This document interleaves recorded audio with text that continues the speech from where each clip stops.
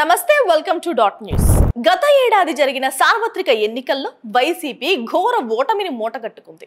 2019 ఎన్నికల్లో 151 సీట్లలో ఘన విజయం సాధించి అధికారంలోకి వచ్చిన వైసీపీ గత ఎన్నికల్లో కేవలం 11 సీట్లు మాత్రమే సాధించింది. దీంతో జగన్ ఇప్పట్లో కోలుకోవడం కష్టమని అందరూ భావించారు. అయితే ఎవరూ ఊహించని విధంగా జగన్ బౌన్స్ బ్యాక్ అవుతున్నారు. ప్రజల్లో తాను చేసిన మంచి ఇంకా బ్రతికే ఉందంటూ జగన్ నమ్ముతున్నారు. తాజాగా దీనిపై టాలీవుడ్ హీరో సుమన్ కామెంట్ చేశారు.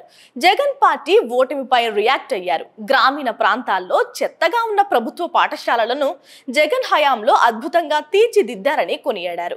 డిజిటల్ బోర్డులు, టాయిలెట్స్ మెరుగుపరిచారన్నారు సుమన్. పేదలకు నేరుగా ఇంటికే పెన్షన్ అందించారని, ఇవన్నీ జగన్ ప్రభుత్వంలో తనకు నచ్చాయని సుమన్ చెప్పుకొచ్చారు.